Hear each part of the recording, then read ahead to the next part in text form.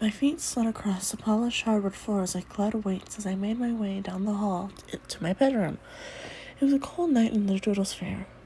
Well, actually, every night in the Doodle Sphere was a cold night. There was no specific weather pattern in our home at the center of the multiverse.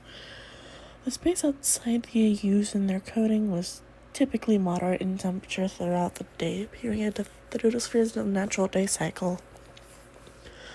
However, tonight was especially frigid. I was wearing a pair of white, fluffy bunny slippers to protect the bottoms of my feet from the icy texture of the smooth floor.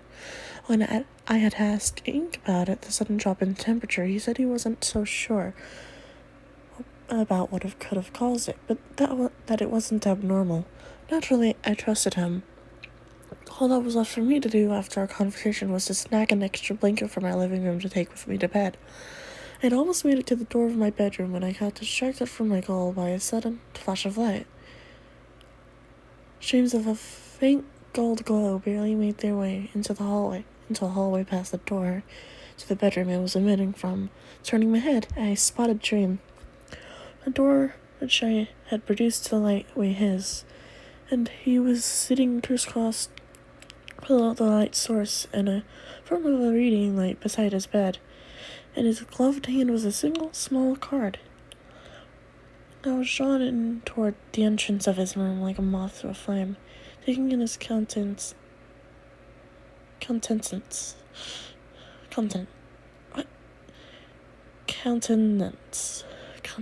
Jesus. His corners of his mouth were drawn gently upward, his eyebrows softly raised.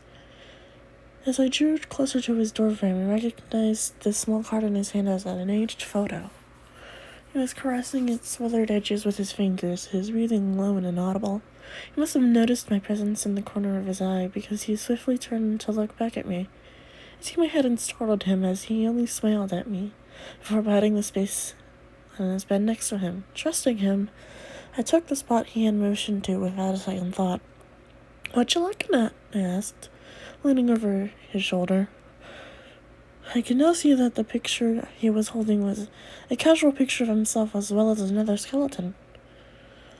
Dream was holding the camera himself, throwing up a peace sign and making a silly face. The clothes he was wearing in the photo weren't like the garments I had known him to wear. He donned a pastel teal blue tunic with white bias lining its edges. He was wearing a yellow cape on his shoulder, similar to the one he often wore now, still held together with the same pink clasp. Though he hadn't changed hardly at all in physical appearance, it was apparent to me that this Dream in the picture was much younger than he was now. But what had interested me more about the photo wasn't him. I was focused on the other person sitting next to him. This figure was dressed in clothes that looked like Dream's, but with a different color palette.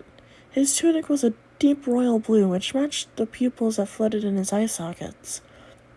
The crown on his head looked like Dream's too, except it had the shape of a crescent moon carved into it. The skeleton in question was looking up at the camera in confusion, likely not aware of the picture that was being taken. He was sitting in the grass with his back propped up against the trunk of a massive tree. In his lap, he was holding a book with its pages up to face him. "It's nothing, really," Dream sighed, handing me the picture so that I could get a better look at it.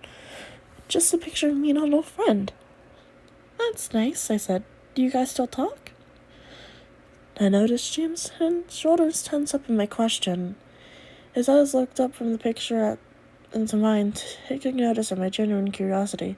After a hesitant pause, he simply shook his head. "No, not anymore." "Oh." The two of us sat in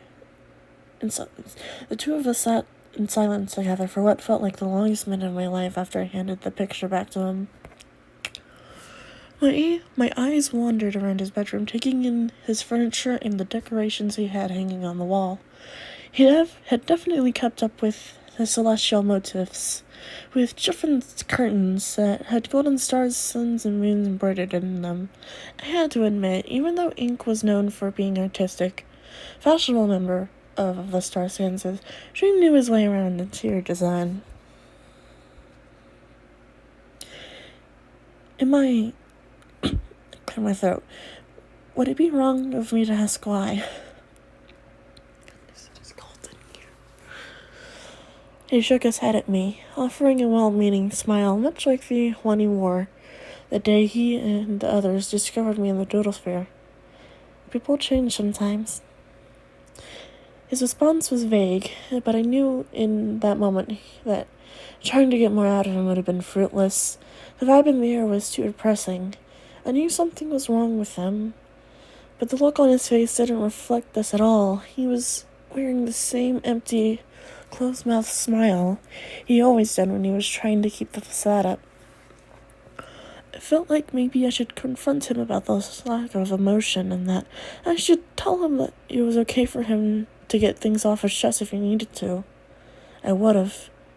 But I already knew that this facade was one that wasn't going to crack so easily. I understand. That was all I said. I leaned over, gave Jerome a quick hug, and stood to my feet and left his room. My bedroom was the one next door. I waited over there in absolutely no time at all, quietly shutting the door behind me. I pressed my back against the door, unsure of my feelings that were flooding in my mind. It really wasn't any business that what had happened in Dream's personal life. I knew that. Despite this, of the 3 boys I lived with, he was the most enigmatic to me. Ink was the one I had managed to break open, even if, to this day, I still don't know everything about him. But with Ink, it was obvious he had things to hide. I knew he was the one with the darkest history, at least that I knew of. What irked me so much about Dream was that I genuinely couldn't tell whether or not he was keeping things from me. He was so flat and easy to understand that it was difficult to believe he was even real. No one was as perfect as he was, or at least that he let on. I recalled the friend who was the object of our conversation. Whatever it was, that Dream wasn't letting on somehow. I knew it just had to do something with him. I needed to know who the boy in that picture was. Blue set a hand on my shoulder, stirring me from my thoughts. My head jerked up at him. It took a second for my mind to adjust to my surroundings. But I soon recognized the space around us as the interior of the Villa Mob's hideout. The 4 of us hadn't arrived too long ago. We made our way through a portal, which I absolutely hated the feeling of, and found ourselves face to face with the castle our enemies were residing in.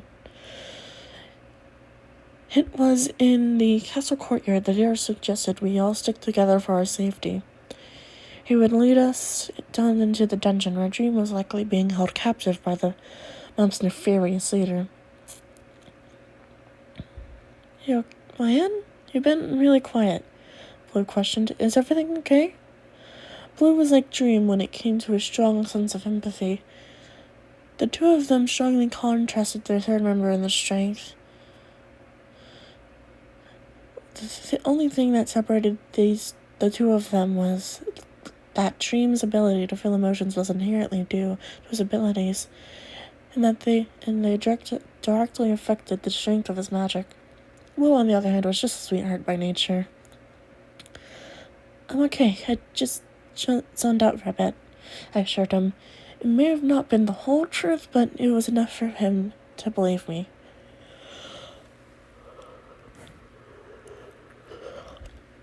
The dungeon of the castle was dark and dreary. Not that it was any different from the rest of the castle, of course. Upon our arrival, I was instantly mesmerized by the haunted atmosphere of the land it rested upon. The Villa Mob was located in the middle of a heavily wooded forest, with trees tall enough to block out much of the sun's light. It didn't help us that the sky on this particular day was also thick with gray storm clouds.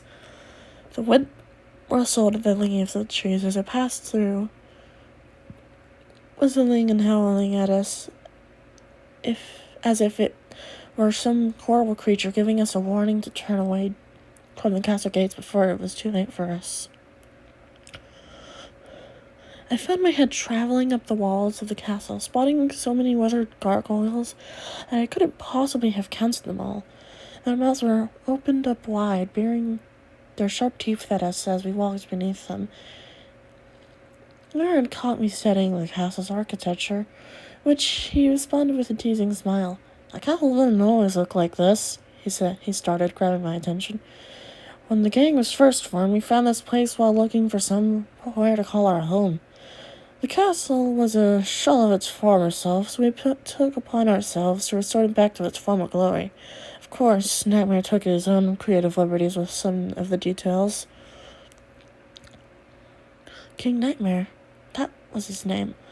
I didn't hear his name around the house much. When I did, it was usually said when I wasn't in the room, and I had picked on it a few times while I was passing by. And also with Killer that one time. Dream had been the one to fight him off. As they were bantering back and forth, Killer had been taunting Dream, telling him he had been instructed by the king to come and take care of the star's new little friend. Of course, I could only assume that he had meant me. After that, it wasn't much of a secret that the villain mob had caught wind of my sudden appearance, and that it wasn't something they had taken very lightly. Which is odd in retrospect, considering that was the only time that I know of course, that they had ever come after me. That one time was enough for the other three, though. That same night, Dream had cuffed himself posted in front of my bedroom door until morning came. I told him that his protection was appreciated, but not fully necessary, to which he responded that sleep wasn't necessary to him either, since he knew I was going to be safe.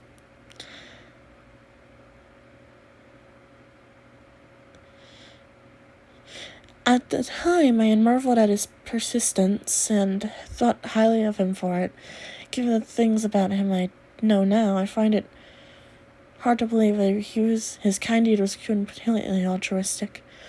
That aside, that one incident was what had led to Ink's current vigilance over me. I had been brought into contact with any of the villains since. We descended down another case of stairs, delving even farther down into the depths of the castle dungeons. The ceiling was beginning to leak, and the blue flame torches were mounted onto the walls, provided hardly enough light to see what was in front of us. I knew for sure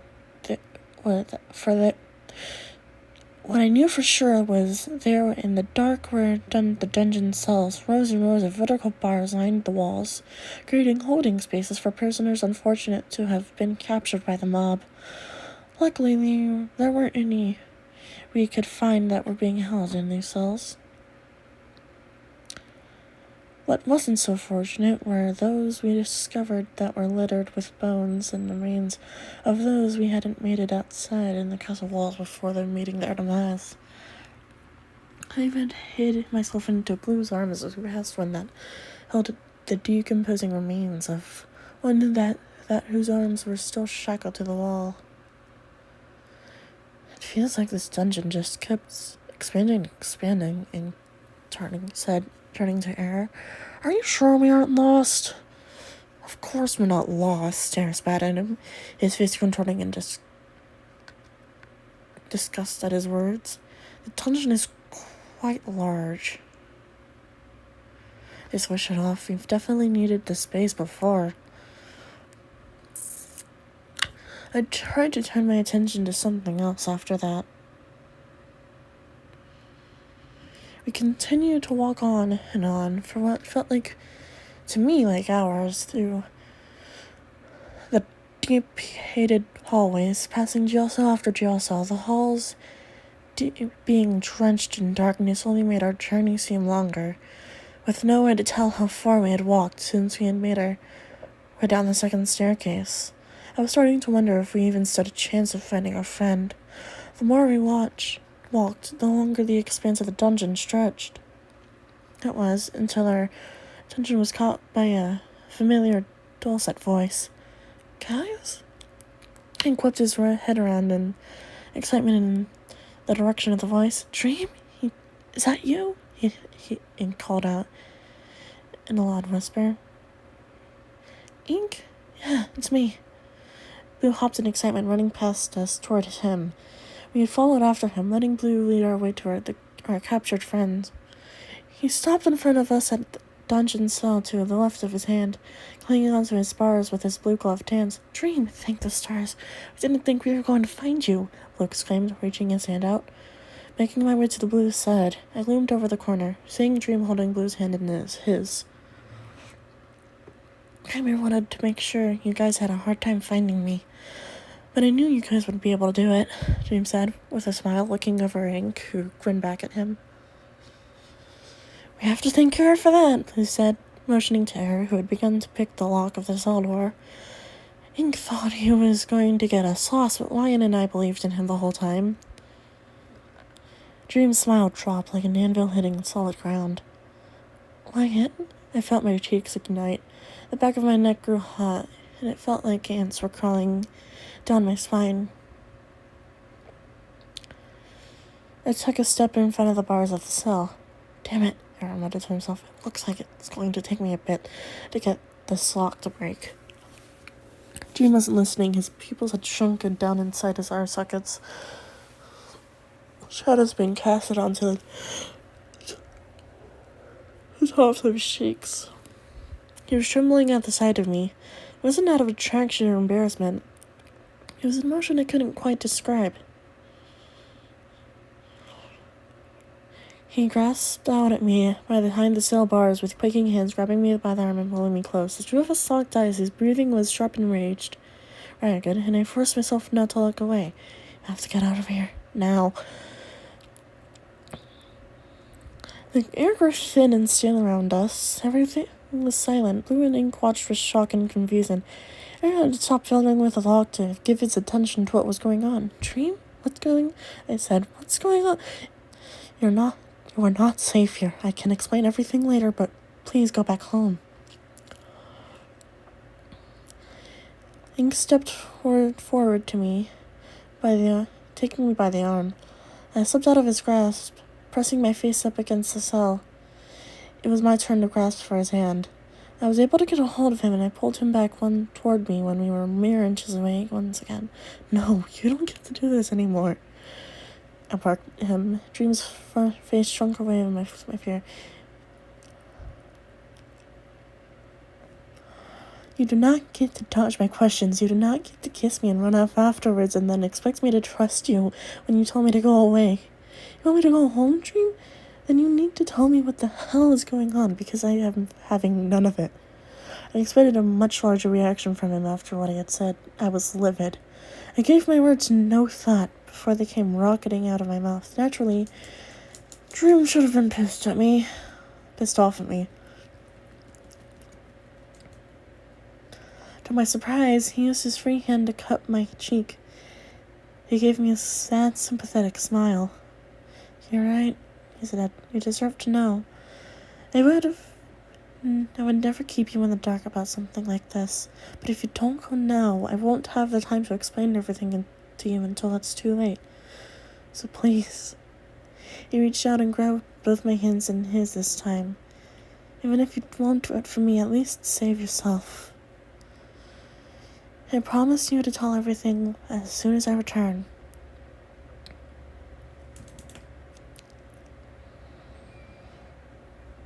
Looking into his eyes, I didn't doubt his sincerity for a second. I backed away from the bars, looking to Ink. He began to take his paintbrush off of his back, preparing a portal to send me back to the house. I simply looked back at Dream, nodding as I whispered, okay. Ink wiped his paintbrush across the concrete floor, creating a temporary tear in the fabric of the universe that would allow me to travel back. I sulked over it, standing against the edge of the universe. Looking over my shoulder once more, I glanced back at Dream. All I could do was give me a sweet thumbs up, which I responded by mirroring this gesture. With a deep breath, I stepped into the portal, allowing space and time alone to guide me where I needed to go. To the place that would keep me safe. Oh, the dream and I know. This couldn't have been farther from the truth. Ooh, yikes. That's a bit of a cliffhanger. No one's gonna watch this. I'm pretty fucking terrible at reading these, but whatever. Anyways, that was part 3 to the Nightmare XYN story. This is a really good build-up. But anyways, this is Nightmare and my XYN story, Lurking in the Shadows. I will be giving credits in the description. Anyways, bye.